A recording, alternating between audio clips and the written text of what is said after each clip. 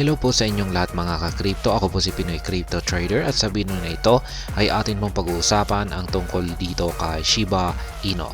Kung saan ang sabi po rito ay analyst says Shiba Inu double bounce at 40 digits 23 points to new highs. Kaya yan, meron na pong isang analyst ang nakapagsabi na itong si Shiba Inu ay magkakaroon ng double bounce dito sa price level na 40 digits 23 bago ito umangat sa panibago nitong mataas na presyo. Kaya ayan, bago po tayo magpatuloy ay nais ko lamang po munang bigyang linaw ang aking disclaimer kung saan ang nilalaman po ng video na ito ay hindi po ito isang financial advice. For education and information purposes lamang po ang layunin nito. Maliban po dito ay nais ko na rin pong magbigay babala na wala pong kahit anumang group chat ang Pinoy Crypto Trader. With the recent crypto market drawdown, the price of Shiba Inu hit new lows of 40 digits to 38.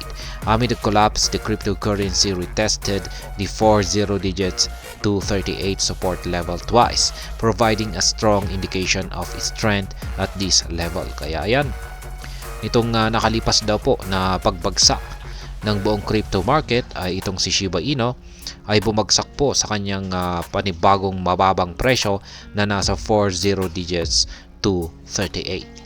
At ngayon ay dalawang beses po niya itong retest or pinakiramdaman. Ayan, dalawang beses. Ngunit ito po ay nagpakita ng rejection. Kaya ibig pong sabihin nito ay mukhang matibay po talaga ang support line na ito kasi hindi po nabasag ng presyo ni Shiba Inu. Tumalbog lamang siya. At analyst Shib Knight spotlighted this development, noting that it signifies a strong demand for Shiba Inu at those levels. In his essence, many market participants consider 40 digits to 38 a fair value price for Shiba Inu. Kaya yan, ayon po kay Ginoong Shib Knight, ay ang presyong ito, 40 digits to 38, ay meron daw itong malakas na demand. Ayan. Kung sa kapag bumabagsak ang presyo ni Shiba Inu sa presyong ito, 40 digits to 38, ay marami pong mga bumibili nito. Kaya ibig pong sabihin ay talagang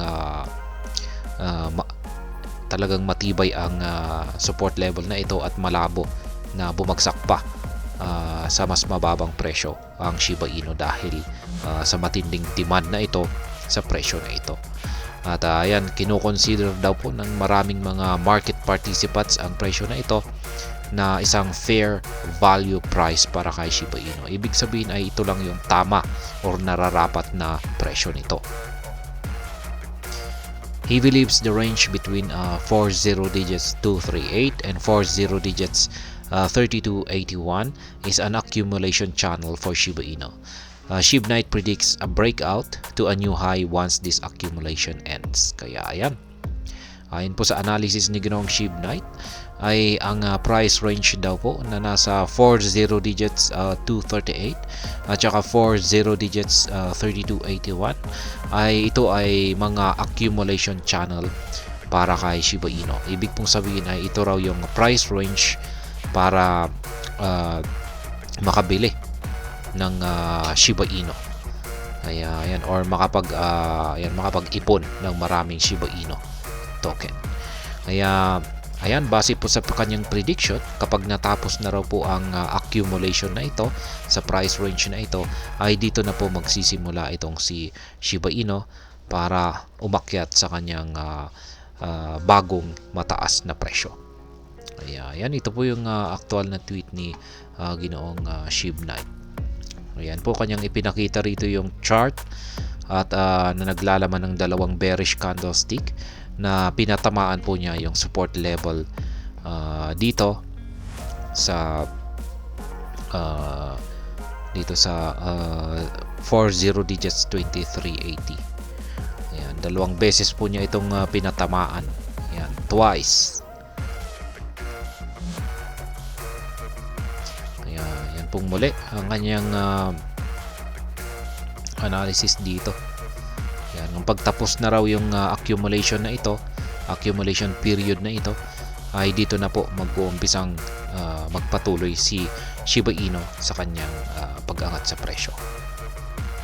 At hanggang dito na lamang po tayo sa video na ito mga ka-crypto. Sana po ay inyong nagustuhan ang aking paliwanag sa video na ito. Kung inyo po itong nagustuhan, pag-click lamang po ang like button nito. Para naman po sa mga bago lamang dito, kayo po ay aking inaanyayahan para mag-subscribe. Pag-click na rin po ang bell icon nito dahil ito po ang siya magsisilbing notification nito sa mga bago kong videos na aking pong ina-upload sa aking YouTube channel na ito. Marami pong salamat sa panonood. Ingat po tayo lagi at God bless po sa ating lahat.